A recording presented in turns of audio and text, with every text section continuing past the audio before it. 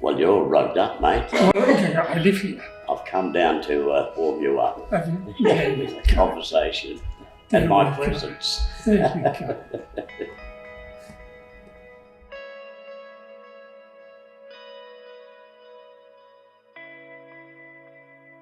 I'm trying to work out, Jack, Yeah. exactly where we met, but it's a bit hard because I think we met more through the milieu, certainly through the milieu of theatre and the Pram Factory mob. Yeah. So it's not a specific point, but more mutual friends and the world of theatre, really. Yes. And Yeah. I remember you picking me up one time from Smith Street and say, come up to the Come up to the studio. loft. Come up to the I made loft. a home studio up there, Jack. Yeah. And so you took that first photograph. First portrait of me. That in those early days, even when I was working as an actor at the Pram Factory, I'd just come from my first exhibition at Brummels, and already I was starting to hone my portraiture into a particular, quite personal structure. And also, I was far more intrigued by some of the more stark, very direct portraits from early on in portraiture in the 19th century. Now there was a starkness and directness which came from the slow shutter speeds. They had no alternative. There was no spontaneity possible. You had to sit still and look into the camera, and for long periods of time. So I found that look into the camera so quietly intense, and there was nothing periphery around it. It was such a direct engagement into the lens, through the photographer to the person viewing. A really powerful singular connection, and that intrigued me much more than, say, trying to make whatever someone look good this way or that way, or constructing an image. I really liked that. So anyhow, come to the time where I was, I'd had my first show over in Brummels. I was working with the actors in the Pram Factory. My milieu was expanding over to this sort of territory, and I started to systematically do portraits of my peers, fellow actors, writers, junkies, whatever we're into. And that's how Jack would have come into that too. So that's how he became part of that original series.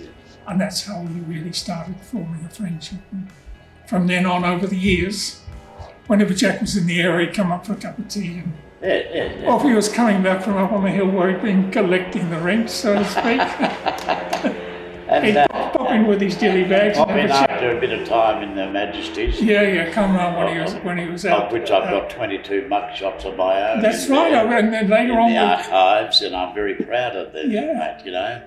We were talking about Jack and you know, really the only family album we had. Yes. Were the mugshots from times he did in jail over the years. You know. Amy Al, I remember, you know, used 17 of those 22 mugshots that I have in the Victorian archives, and it just plastered one after the other, the many faces of me, you know, over the years. And I considered them, when I first saw the bastardy, the equivalent of my missing childhood photographs that I never knew. But that portraiture was we did celebrate it as a, you know, a renewal, refreshing of you know, somebody, you know, in my unique position, you know, a survivor of the stolen generations. And we hadn't made a big hullabaloo about that in those days. But indeed, I was a survivor, one of the acknowledged and well-known Indigenous survivors of the stolen generations.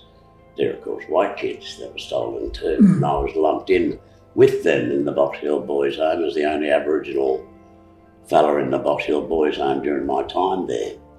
So reflecting on that face you see in that 2012, was it? Photographic Portraiture Prize winning entry, because you could see I saw myself in that photograph as a celebration of my longevity, my persistence in sticking with the art form that I love, treading the boards, fronting the camera. So I'm really proud of both of us for having done that. And I remember the times you wanted me to come up and just stand in front of that same wall, just to test out your focusing, my bunny, your ability to focus and all that. Bunny, Take a snap or two too. It's getting harder. It's getting harder. Yes. Yeah. Well, so that's been that's been our relationship for a long time, and I still drop in. Checking you out, seeing how you are. We have the odd coffee down at Rose's. Yes. So, we're definitely village elders on Smith Street. That's we're the elders. Yes, we're the songmen of the Smith Street Strip. I'm the self-proclaimed featherfoot, G'day's man, the lawman of the Smith Street Strip, man beyond reproach. And everybody loves that, because, everybody loves it. But because they've seen me at my worst on Smith Street. And you plucked me out of that world, insisting on a strong relationship with me over all those years.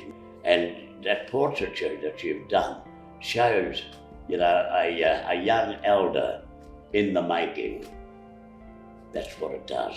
That's what it is, So that's what you've done. See where you've landed me, right?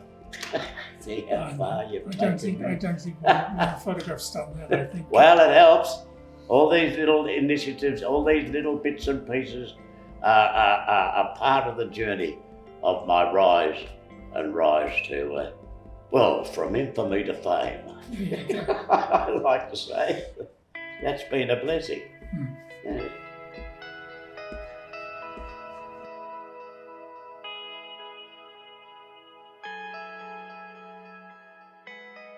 I thought I'm going. I was a bit worried because there's quite a few events over 2 days for the Arts School. How's Jack going to go with all this? Didn't have to worry. Chatting up people. A woman came up to me and said, "I love him so much, I want to put him in my pocket and take him home with me."